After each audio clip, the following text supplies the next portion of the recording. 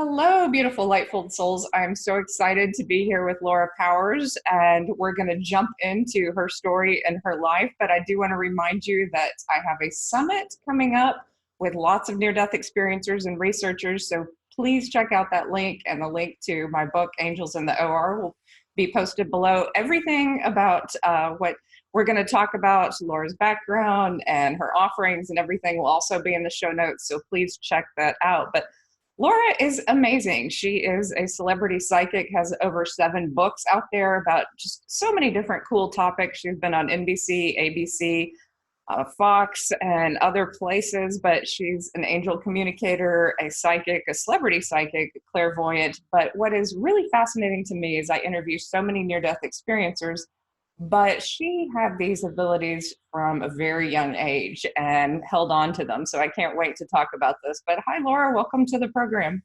Oh, it's such a pleasure to talk with you. And I love talking about anything angels, the spiritual realm, etc. So happy to be here. Cool, cool. And I read that you have a TV production and it's pre-production. You're filming for it, a TV series? Yeah. So I have been a regular in a television show called The Jet Set, and I developed a relationship with them. They liked me. They pitched me to their network. They said yes. And so I'm in the planning phases for that right now, and we'll start shooting actually pretty soon in August. And yeah, we'll be on the air before long. So I'm really excited, and I love teaching in that way. I feel like television is just a wonderful teaching tool and platform to just help continue to share this information with other people. It is. It is. It reaches a wider audience, and Mm-hmm. people who might not pick up a book will turn on the television and will see this, and it will seep into more lives, I think. So I think that's great. Absolutely. Yeah, yeah. So my first question to you is, how young were you when you first started seeing ghosts and just kind of assimilating some of that? Yeah, gosh, I think my clairvoyance, I'm clairvoyant, so I see, has been there ever since I was, here in body, basically. And I'm also an empath, so I feel energies and emotions from outside my body in my body. And I don't know that I can ever really differentiate when it wasn't there. I think it's just always been there. And then as I got older, it just got more and more developed. So my first memory is actually of the other side, for example. So I actually remember, before I was Laura, essentially. Wow. And it was definitely confusing for me growing up, because it's not like I got here and I'm like, well, that's what's going on. I mean, I was here and incarnated and trying to figure it out, just like everyone, what's going on. But it was clear to me since I was little that I was seeing and sensing things that others weren't. So I remember asking my mom when I was, I think, about 6, if she saw things, and I knew based on her response that she didn't know what I was talking about, and I observed I could see things that other people didn't react to. And so I actually grew up thinking that maybe I was crazy. I mean, what do you do when other people don't see or sense what you Right. do? And this was also before the internet, before things were developed. It's so much easier to open up to these things now, because you can find information, resources, YouTube videos, you know, groups and blogs about this stuff. And so I, thinking that I was crazy, just didn't talk about it. I just didn't talk about the things that I was experiencing or seeing or sensing. And then as I grew older, my abilities strengthened as well. And when I was in college, actually, a family friend described a ghost that I'd seen but never told anybody about. And that's at the point where I knew it wasn't just in my head, that I wasn't crazy. And Oh, it was both kind of comforting and terrifying at the same time, you got because a it was like, oh, verifiable detail. yeah. And I hadn't told him. And this man said very specific details about this ghost, where he was, what he looked like, that I hadn't ever told anyone about. And so, yeah, that was kind of the beginning of the confirmation for me. But growing up, it was always very confusing. I sometimes had a hard time telling if a person was alive or not, meaning I would see ghosts and think they were live people. So, that caused a lot of confusion, stress. I once, Wow. for example, called the cops on a ghost thinking it was an intruder in the house, things like that. Wow. Wow. Yeah. That's fascinating. So there was only one moment after my near-death experience where I opened my eyes and I saw lots of ghosts and angels on the street as if they were people, where that perception and Yeah. that veil. But that's the way you grew up. You just grew up seeing them as if they were that real and that crystal clear. yeah, and I'm not saying that that was happening all the time, but it did Yeah. happen, and it happened enough to be confusing for me.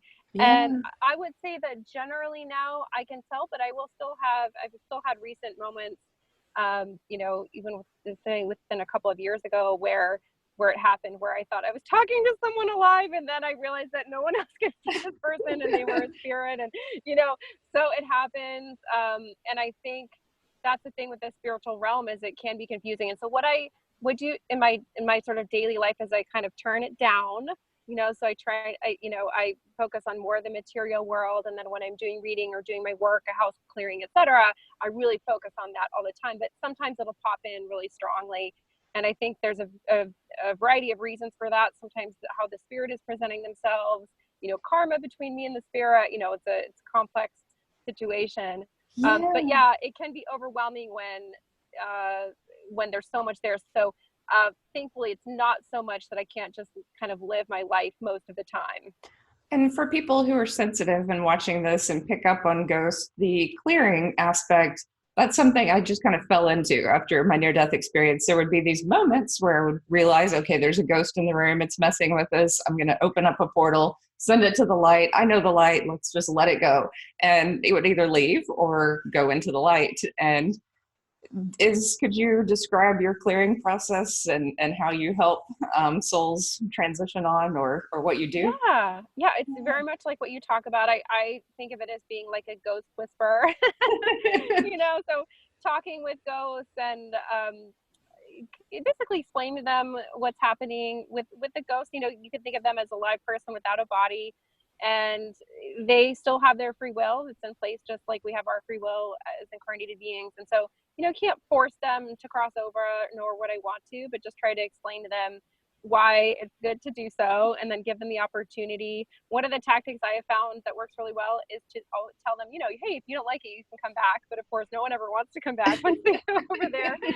And just establish boundaries for the human, live occupants that are there. Sometimes it's about just, okay, if you don't want to cross over, I can't make you, but you can't do what you're, doing and stay in someone's space if they don't want you to be there. Right, right. And then have you ever found that some people are um, basically they are afraid to let go of their own connection to a spirit, so they are connected in some way, so you might try to clear the spirit from their place and it keeps coming back because there's a connection between them and that Oh, spirit. totally, totally. I mean, so sometimes people do get attached to the spirits that are in their home or around, and sometimes there's karmic connections between them and past lives. And so, I believe that my role is try to help in the best way, but um, there's only so much that I can or should do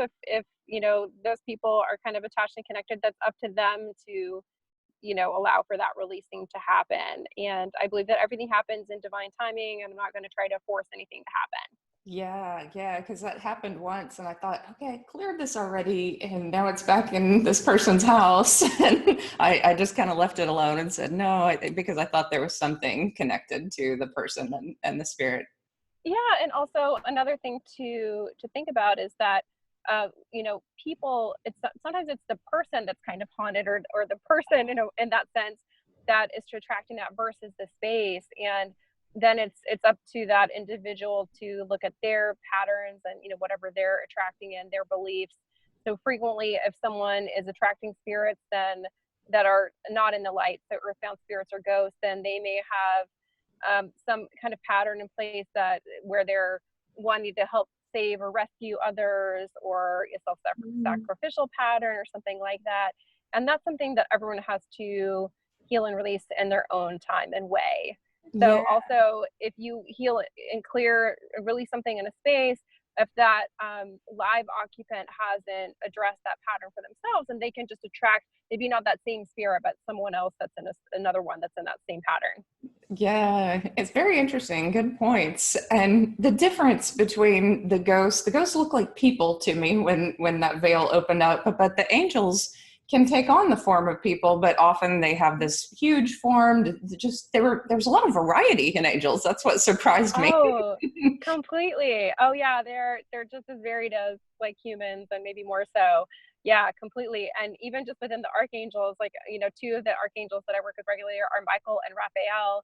And those two alone are so different from each other. Michael being very like stoic and serious and the protector, and like Raphael being almost like a comedian and very playful, and Yeah, yeah. very different energies at play.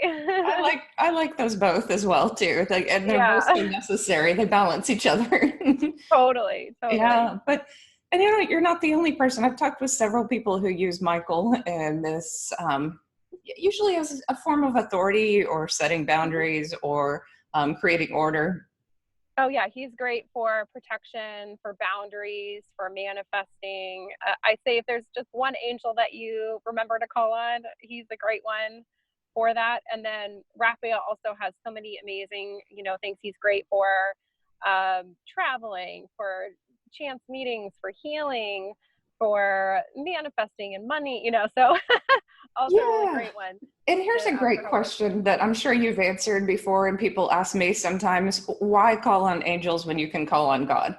And I have this answer that I say, well, I think that angels have specific missions, and it's just very lovely to use them to say, hey, I want to meet the right person who's going to help me with this project. Can you be involved in that? And I just feel their energy involved in those Yeah. moments. And so that seems like a great thing. But Yeah, I feel like it's great. I mean, do call on God if you want to, but I feel like the angels, that is their specific purpose and mission, is to help us in this way. So it's just a very like targeted way to receive help. It's to me, it's just an easy way to do it, and it's kind of like if you need help, call the right person for it right away.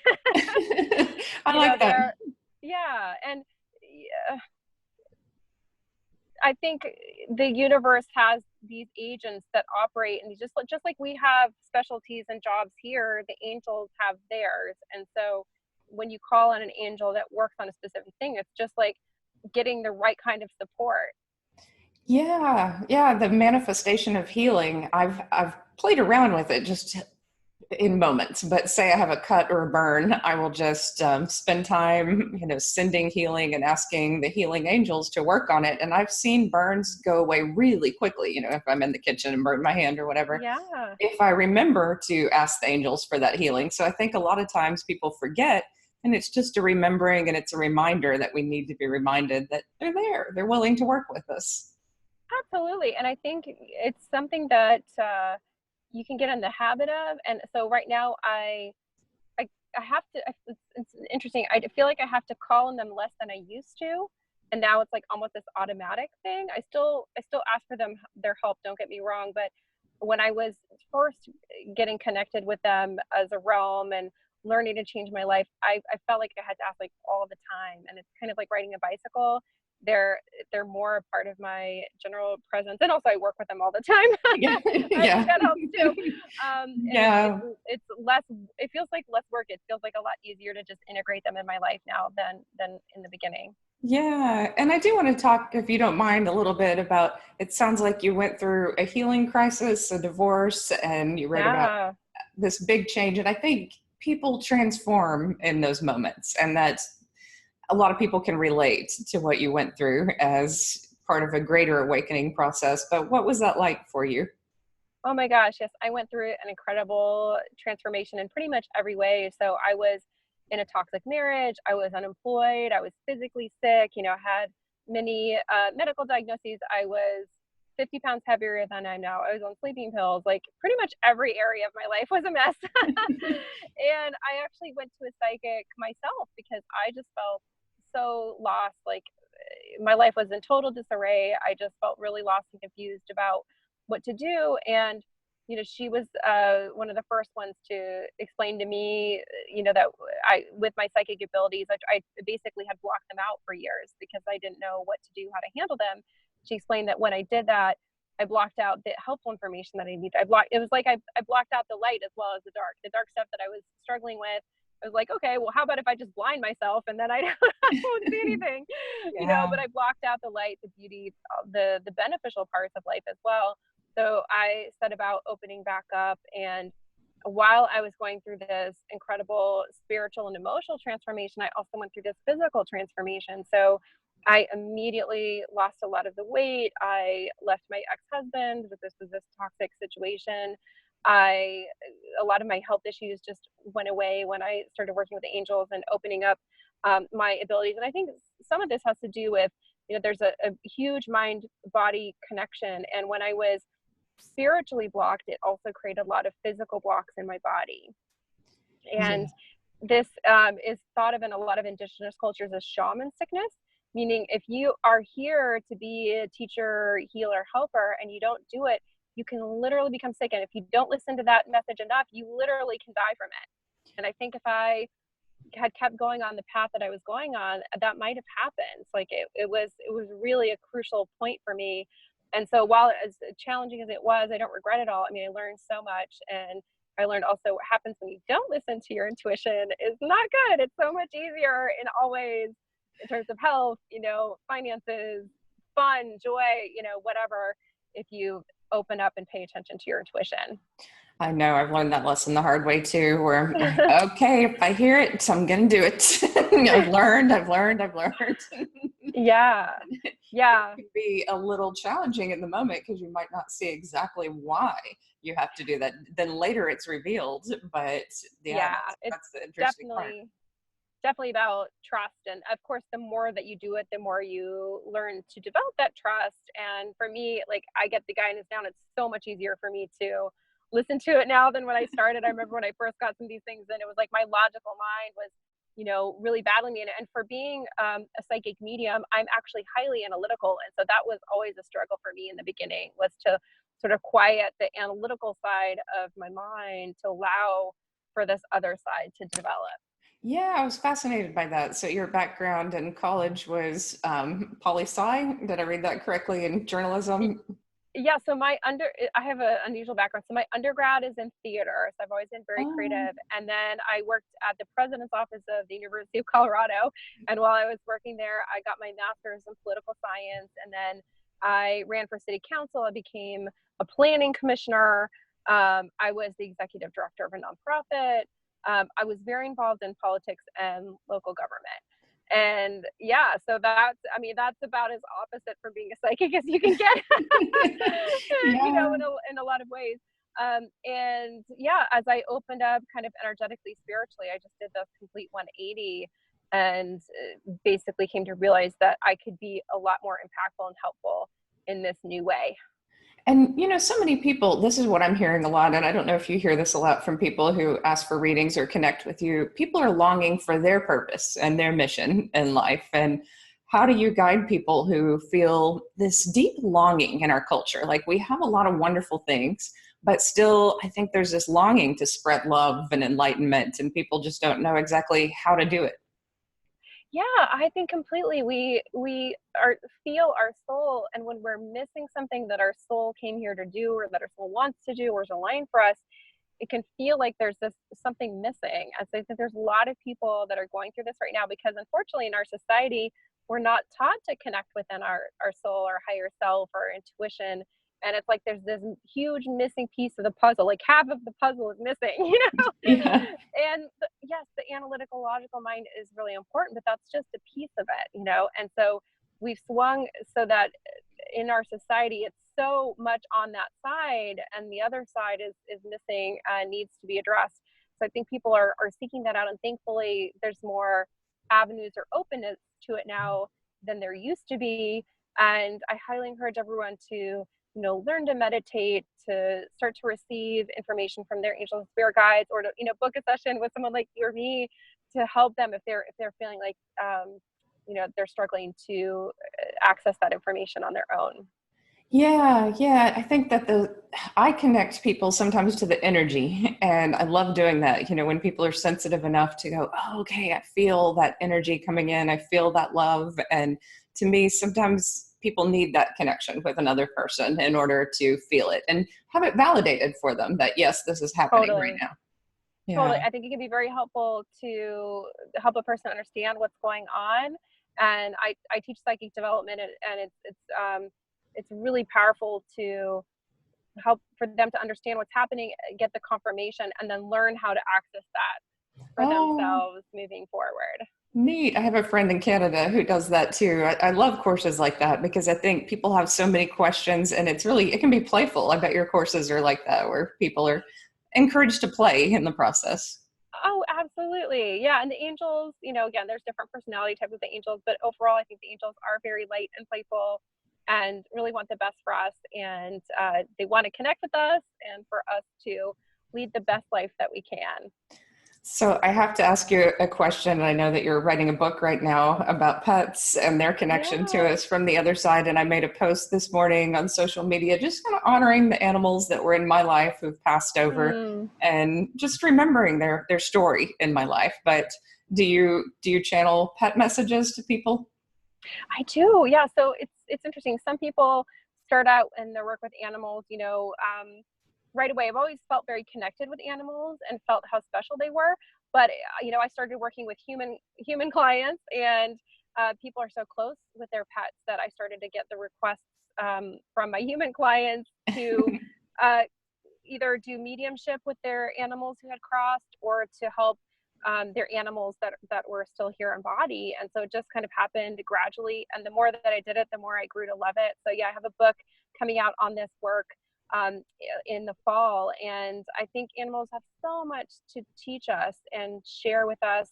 And, especially with a pet, they're so close with us, and they often are mirroring for us whatever is going on. So, for example, I had a reading with a client this morning where the messages were about this man's dog and what could we do to help the dog with his health. And there were a bunch of things that I got through, but then the other message that came forward was that this man had had some health crisis in his this past year, and that the dog's health was mirroring his health. So if he actually shifted some things in his health, the dog would also be assisted.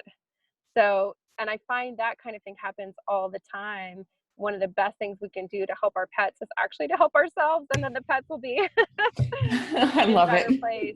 Yeah. Yeah, that they're so energetically sensitive. They're picking up on our energy and what we're going through a lot of times. Yeah. And a lot of them have, kind of healing, paths themselves. And so, yeah, they're very tied and integrated with whatever's going on with us. Yeah, so I have another question for you too. You work with past lives, and recently I got a few past life regressions, and they were so transformative. And what was so amazing about them is that my reality changed like a week, a month, a few days after the regression. That to me, that's a verifiable moment, when you see reality shift because of that work. Yeah. Oh But my gosh. Yeah. I love past life stuff. It is so fascinating. It always provides so much insight into whatever is going on with that person, either karmically with someone else, with a situation, with a pattern, something that they're learning. And also, it always just clarifies so much for people. And so I love doing that work. And I think when we start to look at that stuff, we can move forward sometimes way more quickly than if we aren't looking at it. right, right. That there's a shift that we see it differently in a different time period. One thing that really struck me is Yeah. even as an early man, that was one of my past life regressions.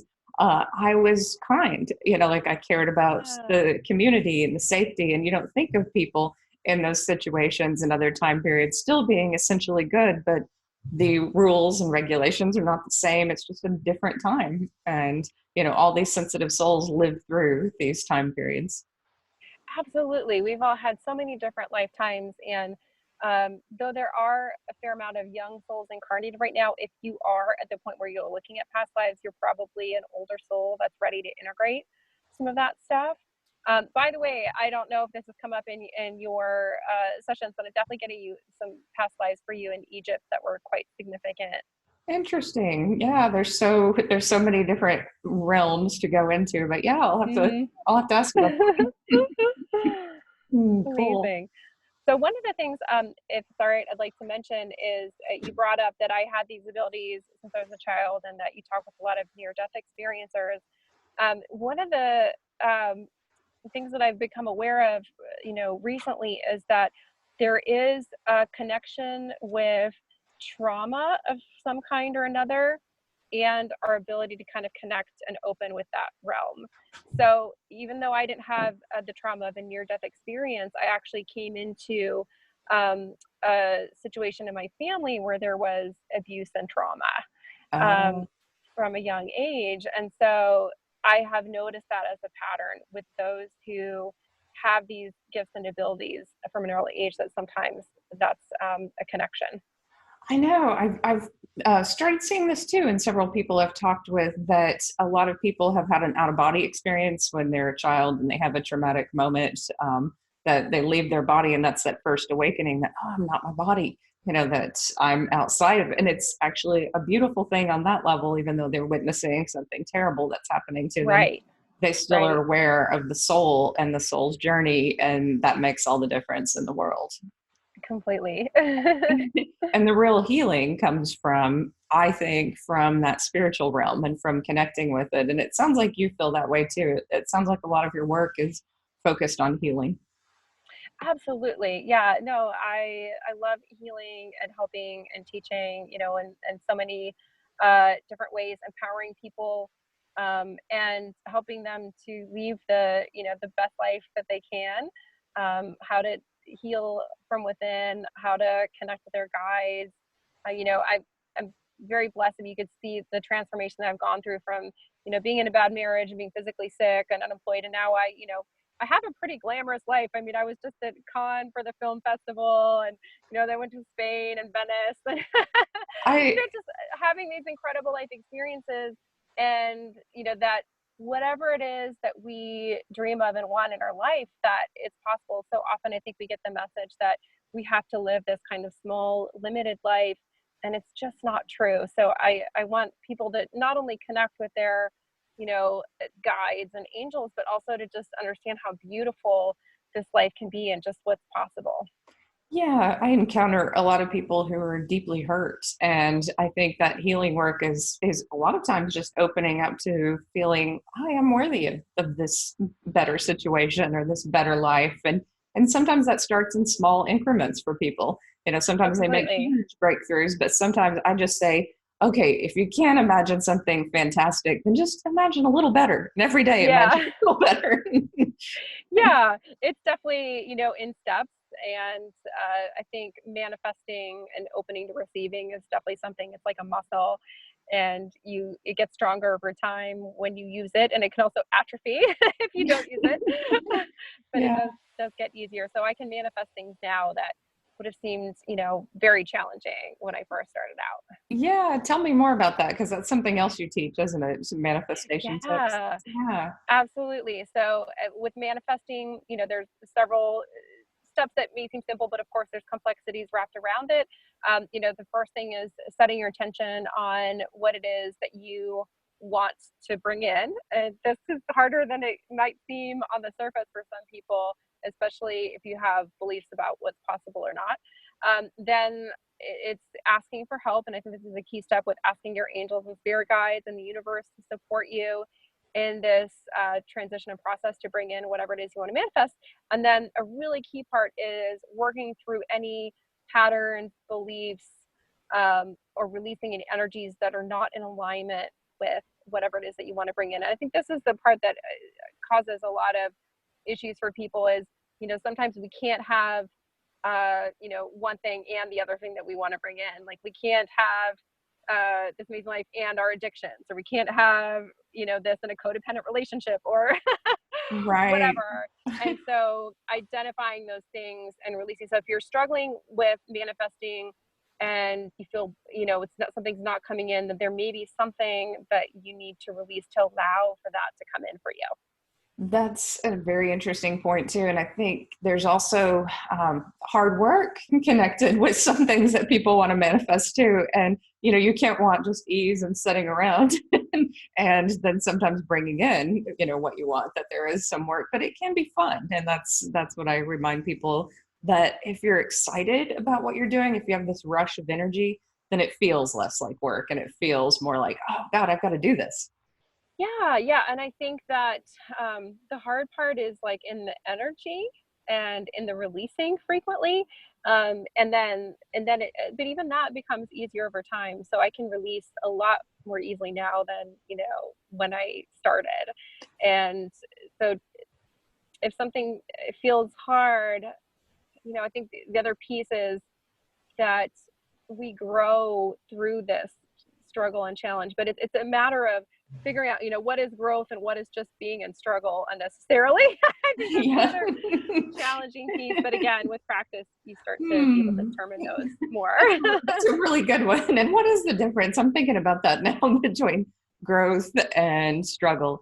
I think you're right. When you're batting your head against an addiction or a bad relationship or something that's truly not healthy for you, that's struggle. And that's just a never ending loop. But when you are trying to get to the next level of something and you're trying to break through, then that seems like sometimes I've had to pull up from the earth. And this is a practice I do. I just go outside, put my feet on the ground and say, okay, from the earth to the sky, I'm just bringing in power in all directions and I can do this. And just that power comes in.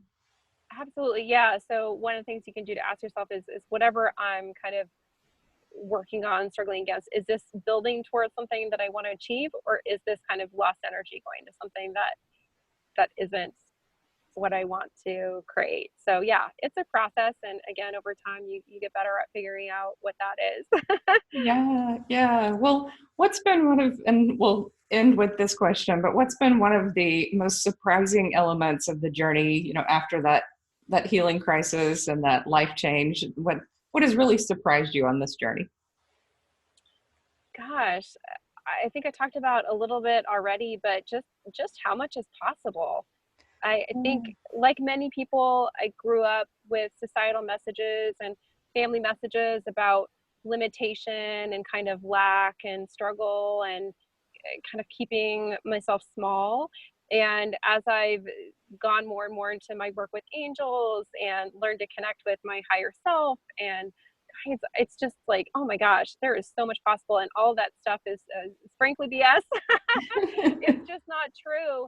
And and then as you release those beliefs, then even more is possible, because it's literally just kind of like the program of a computer that allows for different things to come in your life. And as you reprogram that computer, you reprogram your mind, your energy fields, the incredible stuff just comes in. So yeah, I have a very um, synchronistic kind of incredible life, because I've done a lot of that shifting.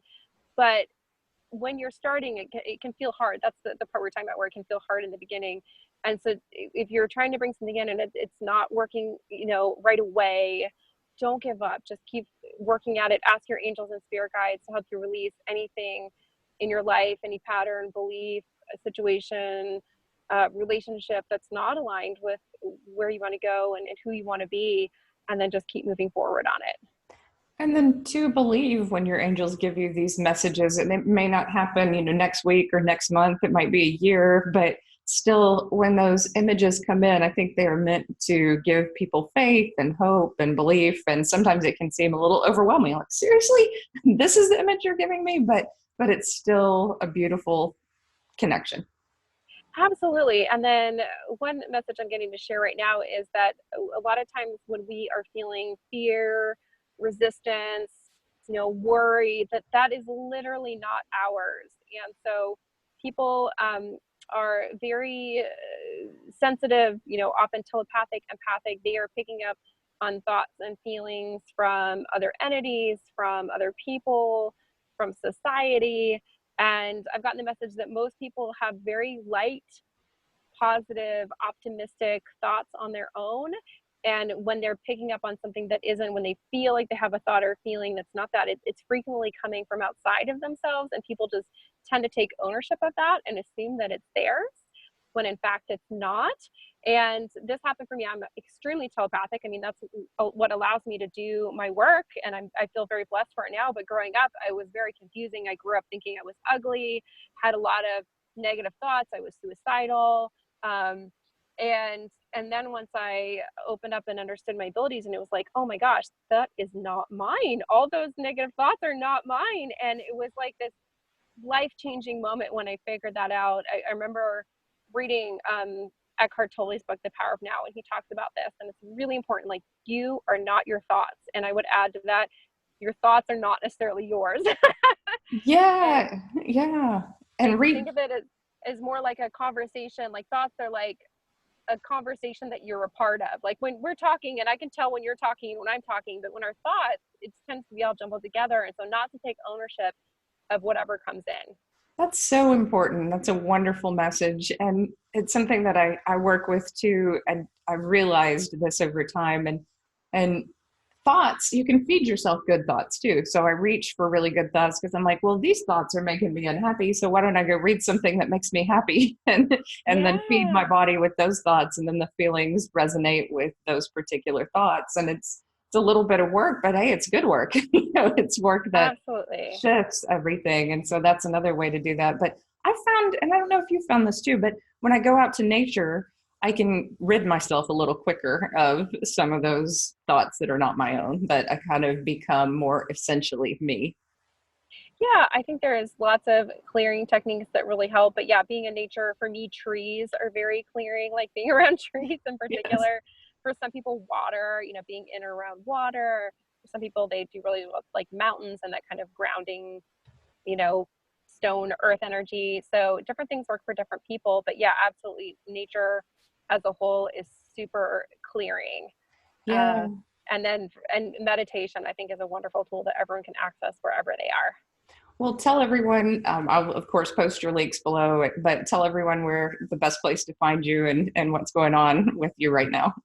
Great. Yeah. So for this healing and psychic work, my website is healingpowers.net. Again, that's healingpowers.net, not .com. And on there, you can find my podcast, where actually you are a guest that's about to be released on my show, Healing Powers Podcast. You can also find that on Apple Podcasts, Stitcher, Spotify, all the platforms. I have a blog. You can also find my services, classes, online courses. So I have a manifesting course that's on there now. I'm about to release a course on angels. And also, I love to connect with people on social media. So my Instagram is Laura Powers 44, 44 because it's an angel number. And then I'm also on Facebook at Healing Powers as well. Awesome. Well, it has been such a pleasure talking with you, and I'll keep up with you. I like watching your journey. It's a fun one. Amazing. Thank you. You too. It's so great to connect with you. Wonderful. And for those who are watching, please check out Laura's links, and please check out the link for the Near Death Experience Summit coming up on June 23rd. You can watch those videos ahead of time. Lots of different speakers and researchers, and it will be a lot of fun. But thank you for listening, and may you be